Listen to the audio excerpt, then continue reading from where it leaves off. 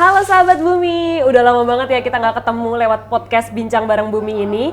Perkenalin sekali lagi, saya Fiona yang akan menjadi host kalian di Bincang Bareng Bumi episode 3. Untuk episode kali ini khusus banget untuk semua sahabat Bumi yang pengen tahu gimana sih divisi HRGA alias Human Resources and General Affairs itu membantu perusahaan untuk mengelola aset atau modalnya yang paling berharga, yakni apa? Iya, benar banget, SDM atau pegawai. Topik ini penting banget kan, karena apa? Siapa sih yang nggak tertarik untuk kerja di perusahaan yang lingkungannya positif dan peduli pada pegawainya, iya nggak? Oke, untuk membahas topik tersebut, tanpa berlama-lama lagi, kita undang bintang tamu kita, asik, guest star narasumber istimewa, Bapak Didit. Yang nama lengkapnya Gemilang Adi Perdana, selaku Senior Manager HR Services and Talent Management HRGA di PT Bumi Resources Tbk. Pak Didit, selamat datang di podcast Bincang Bareng Bumi. Terima kasih sudah meluangkan waktunya untuk hadir bersama kami ya Pak. Sama-sama. Boleh diperkenalkan dulu Pak? Oke. Siapakah Pak Didit ini? Oke, thank you Fiona. Nama saya Gemilang Adi Perdana, biasa dipanggil Didit. Saya join Bumi itu dari tahun lalu sebenarnya. So, tadi pasti ngomongin people nih bakal seru banget ya. Jadi sekali lagi thank you for having me in this podcast. Ya, kita akan ngobrol-ngobrol lah soal HRGA ya. Oke, kita langsung mulai aja nih Pak. Udah nggak sabar nih sahabat Bumi di luar sana, udah banyak pertanyaan tentang HR nih. Ngapain nih ya di Bumi gitu katanya. Pertama-tama nih Pak, coba Bapak ceritakan dulu, bisa nggak sih Pak diceritakan dulu kepada saya, kepada sahabat Bumi, sebenarnya peran divisi HRGA ini tuh apa? Dan fokusnya tuh gimana dalam mengelola pegawai Bumi gitu Pak? Oke, pertanyaannya bagus. Berarti saya ajak belajar sejarah dulu nggak apa-apa ya? Boleh. Oke, jadi gini, kalau bicara mengenai human capital atau human resources, pendekatan organisasi dalam mengelola orang itu mengalami berbagai macam transformasi. Dulu SDM itu dianggap sebagai sumber daya, bagian dari input produksi. Kemudian bertransformasi, sudah lagi nggak dianggap sebagai sumber daya, dianggap sebagai aset atau modal paling berharga dalam organisasi. Nah, saya lebih suka menyebutnya, mengilustrasikannya sebagai investor. Kalau kita punya investor, kita pasti pengen investor kita stay happy, terus menanamkan uangnya dan berkembang bersama perusahaan. Nah, dalam konteks SDM atau konteks people, apa sih yang mereka tanamkan di dalam organisasi, yaitu skill, knowledge, attitude, tumbuh dan berkembang bersama perusahaan. Nah, ke depan bertransformasi lagi, itu akan menjadi what so called human potential. Gimana itu kolaborasi antara share purpose antara individu dengan organisasi, dalam konteks ini dengan perusahaan. Nah, balik ke pertanyaannya Fiona mengenai apa sih peran HR atau human capital dalam satu kalimat ya. Perannya adalah memplanning, mengattract, kemudian meretain, mendevelop dan memanage people sebagai kepanjangan tangan dari perusahaan. Kurang lebih semacam itu. Oke, berarti bisa dibilang kalau HR ini punya peran yang penting, tombak utama perusahaan untuk make sure karyawannya ini happy, produktif gitu ya. Iya, kurang lebih gitu. Willing untuk datang tepat waktu, it's okay lembur gas gitu ya Pak ya. Gaspol. Kalau gitu produktif Pak, yang penting, work smart. Kalau kita bicara soal kesejahteraan karyawan nih Pak. Iya. Coba bisa diberikan contoh nggak sih Pak, kira-kira program atau benefit apa sih yang saat ini bisa dinikmati oleh karyawan Bumi gitu? Wah, itu magic questions tuh. Itu pertanyaan sejuta umat. Nggak apa-apa ya, saya spill dikit ya? Nggak apa-apa, banyak juga boleh Pak. Oke, begini. Saya spill dikit deh. Di Bumi Resource, itu ada yang sifatnya cash dan non-cash. Kalau cash itu ada yang pendapatan berupa upah, tapi ada juga pendapatan yang non upah seperti kayak THR atau bonus. Nah, kalau yang non cash itu gimana? Non cash itu pertama yang menjadi flagshipnya benefit employee di bumi itu adalah jaminan pemeliharaan kesehatan. Yang cakupannya cukup luas, itu bahkan sampai Fiona belum nikah kan ya? Belum. Nah, kalau sudah nikah itu program KB itu sampai di cover dalam jaminan pemeliharaan kesehatan kami. Kemudian kita juga ada fasilitas olahraga, gym, kemudian bahkan sampai asupan pegawai melalui makan siang itu kita kelola. Nah, itu sedikit saya spill sedikit, saya nggak bisa go di details apa yang kita provide untuk pegawai bumi gitu ya. Oke, nah dengar tentang jaminan kesehatan nih Pak.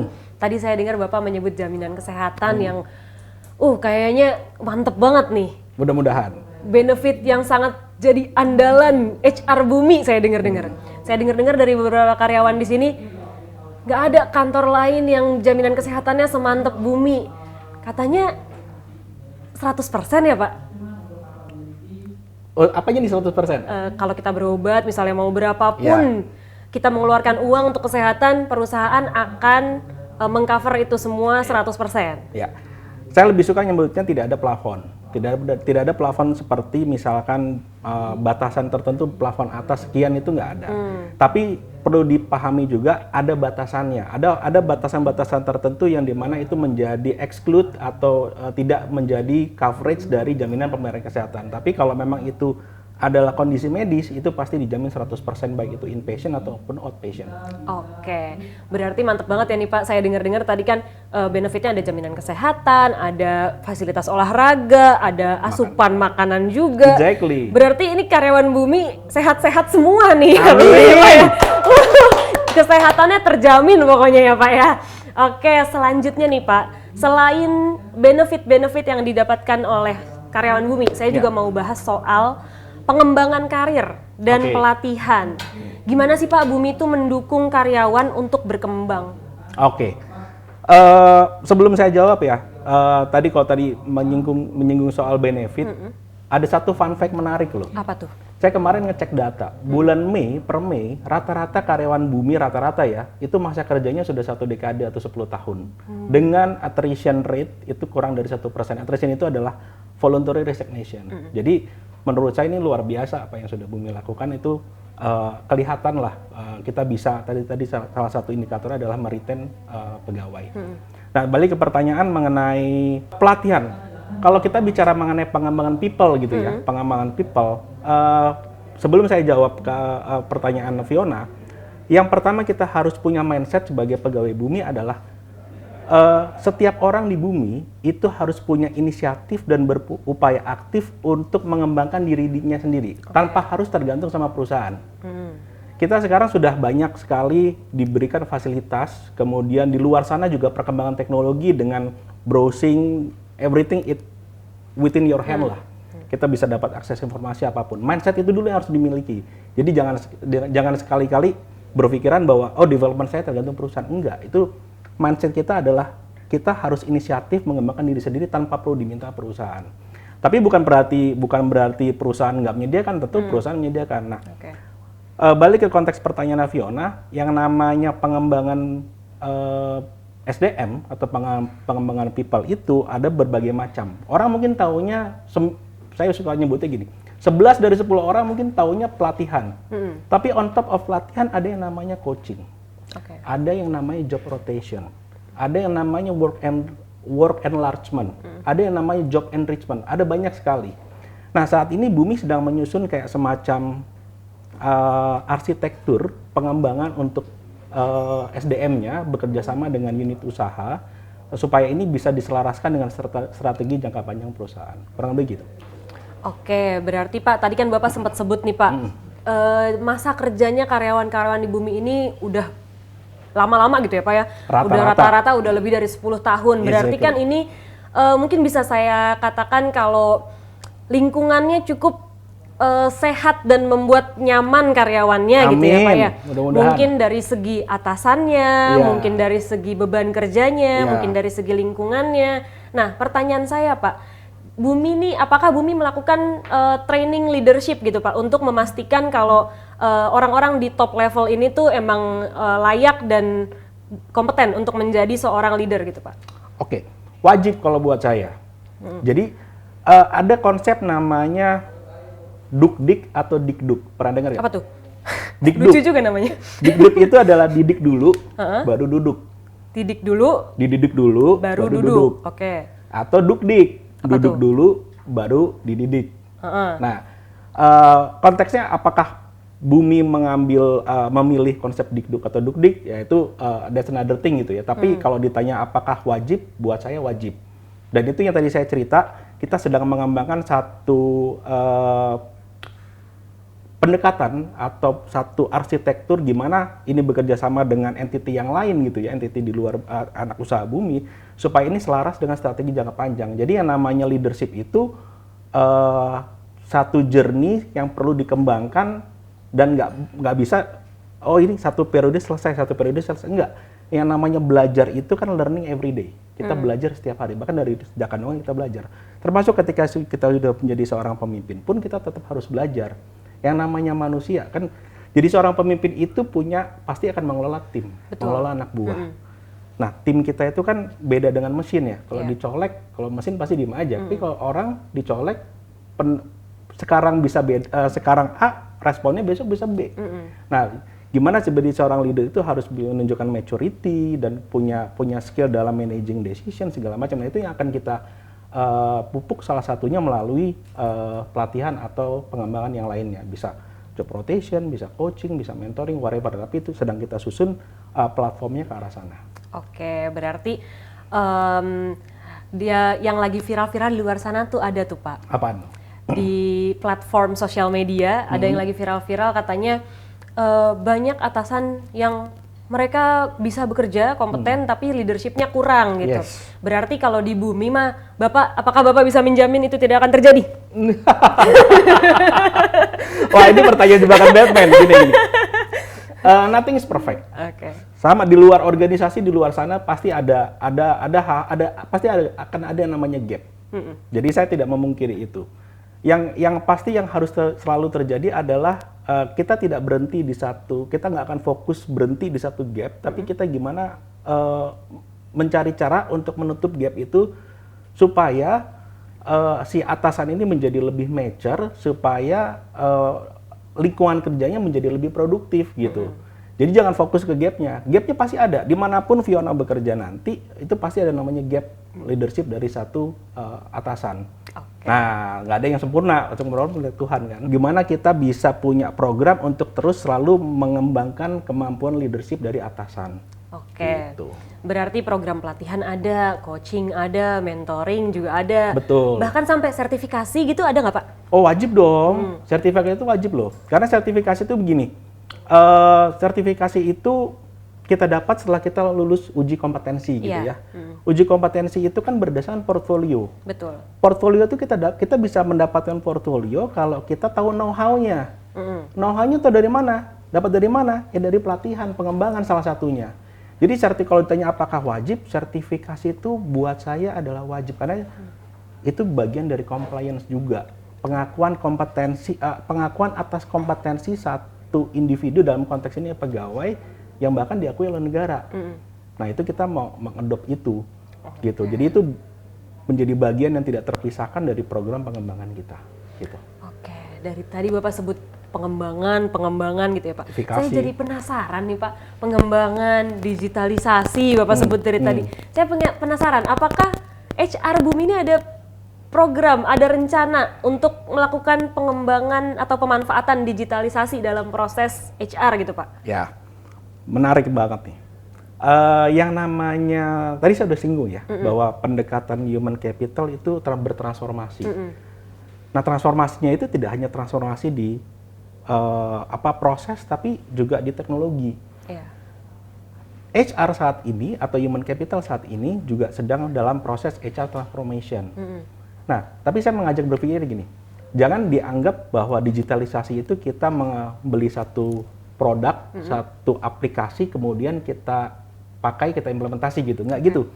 Sebelum kita harus melihat bahwa digitalisasi atau transformasi teknologi itu didrive oleh proses. Bisnis prosesnya mau kayak gimana? Kita mau meng-attack pain point yang mana? Dan bisnis proses ini mesti di-drive sama policy. Seperti itu. Jadi ke depan, saya bilang ke depan karena kita sedang menyusun tahap 1 dari fase 1 dari proses transformasi. Ke depan bayangkan nanti kita punya employee self-service. Bayangkan kita punya e-learning, bayangkan kita punya chatbot di proses-prosesnya human capital. Jadi ya something exciting is coming. Oke. Tunggu saja, sabar. Tapi berarti Pak kalau semuanya bisa pakai elektronik chatbot, itu apakah nanti akan kehilangan sentuhan humanisnya gitu Pak? Oh enggak dong.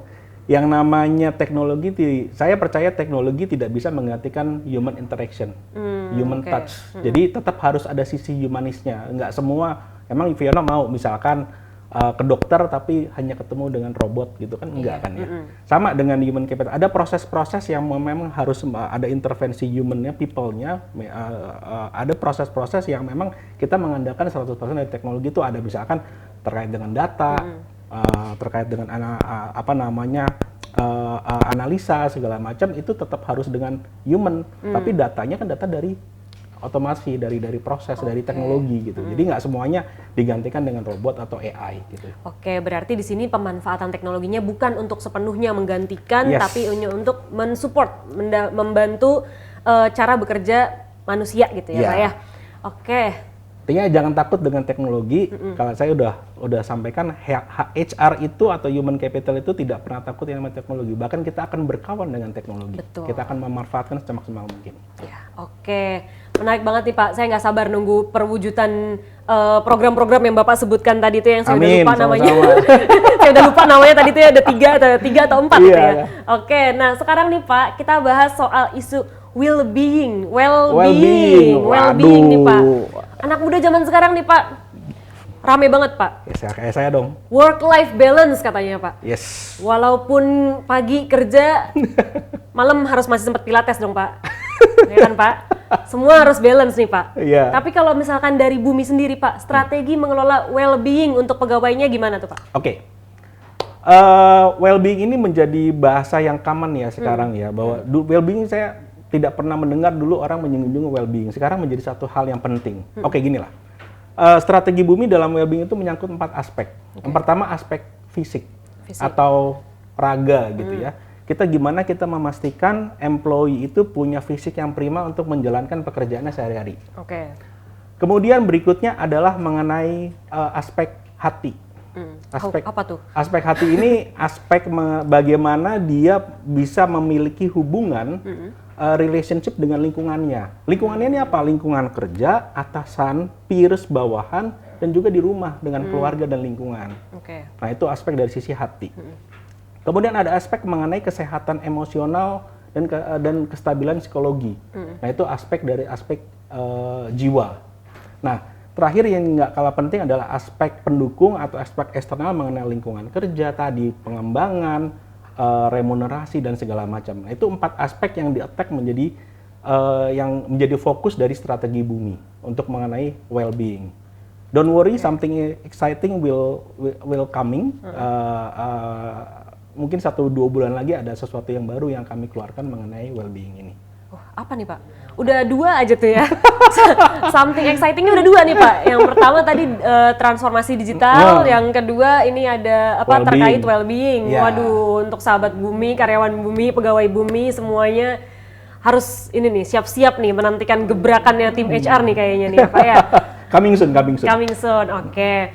Ini dari tadi saya dengar berarti perusahaan ini bukan cukup lagi, sangat memahami kalau pegawai itu tuh bukan cuman tentang kerja ya Pak ya. Ada juga sisi pribadinya yang harus perlu diperhatikan. Tadi ada aspek bahkan sampai ke selain dari lingkungan kerja juga dari di rumahnya juga diperhatikan oleh perusahaan. Nah habis itu Pak, sekarang setelah membahas lebih lanjut tentang kebijakan Bumi terkait well-being karyawan. Selanjutnya saya penasaran nih Pak tentang budaya perusahaan dan lingkungan kerja di Bumi. Bisa diceritain nggak sih Pak suasana kerja sehari-hari itu gimana sih Pak di Bumi? Terus budaya yang dibangun biar karyawannya nyaman, betah kerja di Bumi itu kayak gimana tuh Pak? Oke. Well, kalau nyaman susah ya, karena bisa buat Fiona nyaman, buat saya tidak, karena definisinya kan agak abstrak. Tapi gini deh, pegawai itu kan menghabiskan waktunya jam 8 sampai jam 5 di kantor. Kurang lebih kalau Senin sampai Jumat itu ya sepertiganya lah ya, sepertiga dari waktunya dihabiskan. Nah, kita itu ingin gimana pegawai itu menjadikan kantor ini kayak apa ya, kayak merasa kayak homey, kayak rumah sendiri lah. Kayak rumah keduanya. Tapi bukan berarti mentang-mentang karena rumah keduanya bisa macam-macam gitu ya, bisa bebas-bebasnya, enggak kan, di rumah pribadi kita juga punya aturan. Nah, kedepannya kita akan menerapkan secara konsisten namanya konsep 5R. Ringkas, rapi, rawat, resik, rajin dalam konsep penataan kantor. Termasuk juga kita akan menerapkan faktor kesehatan, tidak hanya mengenai kesehatan tuh, contoh kecilnya mengenai ergonomis. Dari kursi, kemudian aspek kesehatan dari makanan tadi saya sudah sempat singgung. Nah, itu hal-hal yang menjadi fokus kami di di HR untuk mendukung supaya gimana karyawan itu tetap produktif dan merasa ini memang rumah kedua saya gitu. Gitu sih.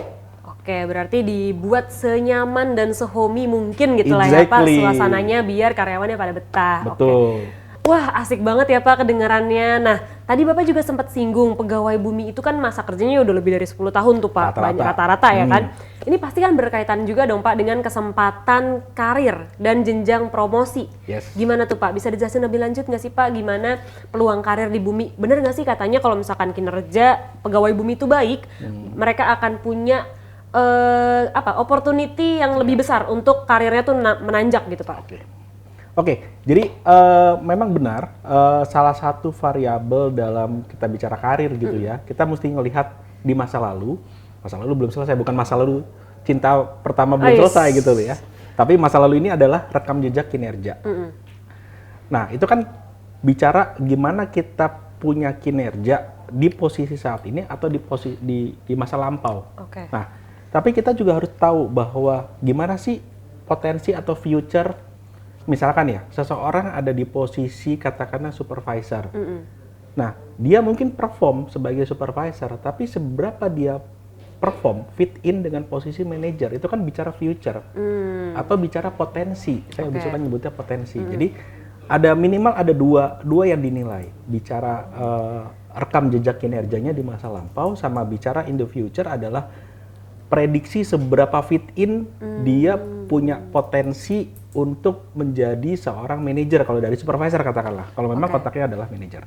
Nah, ada satu variabel lagi yaitu adalah desain organisasi. Nah, desain organisasi ini terkait dengan strategi bisnis perusahaan. Apalagi kalau di bumi itu kan kita punya banyak entitas bisnis ya, sehingga playgroundnya itu banyak sekali kalau kita bicara karir. Kita bisa ke bumi, bisa ke anak usaha yang lain, balik ke bumi. Jadi saya lihat sih ini kolamnya cukup luas gitu ya, kalau orang untuk ingin memiliki karir di Bumi Group gitu. Karir itu kan nggak selalu linear begini kan, dia bisa begini, nanjak kan begini kan, ini udah manjat. Betul. Keren ya Pak. Jadi kita tuh nggak perlu khawatir ya Pak ya, bukan Bumi ini bukan tipe perusahaan yang jadul gitu lah ya Pak ya. Mudah-mudahan. Karena karirnya ini bisa kemana-mana, bukan cuman ke atas, tapi juga mungkin bisa melebar. Jadi bukan cuman makin tinggi, bisa juga makin luas bidangnya gitu ya Pak ya. Nah, berikutnya ini sedikit lebih konsep nih Pak. Kita sering dengar bumi itu punya human touch katanya Pak, untuk mengelola SDM. Betul. Itu menurut Bapak gimana tuh Pak? Yang dimaksud dengan human touch atau pendekatan humanis dalam manajemen SDM di bumi? Tadi sudah saya jelaskan ya bahwa pendekatan mengelola SDM itu bertransformasi. Salah satunya sekarang yang banyak diadopsi sama organisasi, salah satunya adalah bumi, adalah human capital, di mana tidak dianggap sebagai sumber daya, tapi sebagai capital yang ingin kita besarkan, yang ingin kita develop. Artinya apa? Kita harus memanusiakan manusia. Jadi itu pendekatan humanisnya. Kita ingin memanusiakan manusia, tapi intinya juga, jadi jangan lihat bahwa ini kerjaannya, ini perannya HR, enggak. Ini perannya kita semua, terutama para atasan. Memanusiakan manusia itu kan yang dealing sehari-hari kan atasan. Betul. Nah, bagaimana kita tadi kaitannya dengan bagaimana kita memantaskan, memampukan para atasan ini juga untuk berkontribusi dalam gimana dia mengelola timnya, memanusiakan timnya. Memanusiakan dalam arti bukan berarti apapun yang timnya lakukan kemudian disetujuin atau kemudian kemudian di allow gitu ya. Tapi ada menempatkan sesuatu pada porsinya gitu. Oke, berarti yang penting bukannya semua dikasih, tapi semua harus sesuai dengan porsinya. Itulah yang dimaksud dengan pendekatan humanis. Betul. Oke. Ngomongin soal empati dan fair treatment nih Pak. Sekarang ini kan lagi marak isu keberagaman dan inklusi di dunia kerja. Gimana nih Pak kalau Bumi? Misalnya sejauh apa sih komitmen Bumi ini terhadap keberagaman dan inklusi di lingkungan kerja gitu Pak? Oke. Dari awal pendiriannya, Bumi itu selalu memastikan pertama tidak ada pelecehan di tempat kerja. Kita memastikan tempat kerja itu bebas dari pelecehan. Dan kita menghormati yang namanya keberagaman. Artinya apa? Dalam setiap kali proses terkait dengan human capital itu terkait dengan SDM itu selalu bebas dari unsur sara, tidak membeda-bedakan antara latar belakang suku, agama, ras, bahkan gender. Jadi kita pastikan bebas dari diskriminasi. Dan yang tidak kalah penting Vio gini. Bumi adalah salah satu entitas bisnis yang menjadi pelopor di sektor pertambangan yang mengadopsi penghormatan atas hak asasi manusia. Itu itu terbukti dengan kita lulus uji tuntas human right due diligence. Dan Bumi sering sekali dijadikan kayak benchmark, diminta sharing ke sana sini bagaimana kita mengadop prinsip-prinsip penghormatan HAM dalam proses bisnis kita. Contoh kecilnya, kita tidak pernah mempekerjakan pekerja anak. Kemudian itu yang menjadi kita terapkan sampai ke lini terdepan. Kita cantumkan dalam peraturan perusahaan, kita cantumkan juga dalam code of conduct kita. Seperti itu. Oke, berarti Bumi ini emang walaupun orang-orang mungkin taunya Bumi ini kan perusahaan yang bergerak melalui anak usahanya yang bergerak di bidang pertambangan gitu ya Pak ya. Tapi walaupun begitu, bukan berarti yang bekerja di bidang pertambangan itu cuma boleh pekerja laki-laki aja gitu ya. Karena nyatanya kan banyak pekerja KPC dan Arutmin yang juga perempuan. Dan berbagai macam suku bangsa di Indonesia ataupun bahkan pekerja-pekerja dari luar negeri yang itu juga banyak yang bekerja di Bumi. Jadi emang benar-benar keberagamannya itu sangat terasa di sini ya Pak ya. Betul. Oke. Nah Pak, setelah tadi kita bahas benefit, terus kayak lingkungan kerjanya di Bumi seperti apa, itu kan mungkin akan menimbulkan keinginan nih untuk sahabat-sahabat Bumi di luar sana, penonton-penonton di rumah untuk bekerja di Bumi gitu Pak. Tapi seringkali Pak, jangan sampai ini rasa keinginan ini untuk kerja di Bumi ini jadinya membuat sahabat Bumi itu tidak aware terhadap adanya kemungkinan penipuan yang terjadi gitu ya Pak ya. Nah, menurut Bapak gimana nih Pak? Karena kan baru-baru ini juga marak ya Pak ya penipuan terkait rekrutmen gitu Pak. Mungkin bisa dijadikan pesan untuk sahabat Bumi di luar sana agar lebih berhati-hati gitu Pak. Jadi ini kalau saya boleh ngambil sisi positifnya ya, Bumi ini dipandang sebagai satu entitas yang banyak peminatnya. Sehingga banyak sekali orang yang apply dan banyak sekali saya nggak bilang banyak sekali sih, ada saja oknum-oknum yang berusaha untuk melakukan penipuan untuk keuntungan diri sendiri. Tapi prinsipnya gini, Bumi tidak pernah dan tidak akan pernah meminta bayaran dalam bentuk apapun dalam setiap kali proses rekrutmennya. Entah itu untuk perjalanan transport, untuk uang tiket, bahkan untuk nalangin, tidak akan pernah kita akan minta. Dan setiap kali kita memanggil seorang calon pegawai gitu ya, kita akan selalu mengirimkan melalui surat resmi yang tata bahasanya profesional, kemudian jelas posisinya apa, tanggal segala macam. Dan yang pasti kalau teman-teman ragu nih terima panggilan dari Bumi atau ada di telepon orang yang mengatasnamakan Bumi atau anak usaha, konfirmasi nggak apa-apa. Kita sediakan hotline, bisa dilihat di website kita. Bisa di email juga dan kita akan respon cepat untuk mengkonfirmasi apakah memang itu betul atau memang itu hoax gitu ya. Gitu. Itu sih.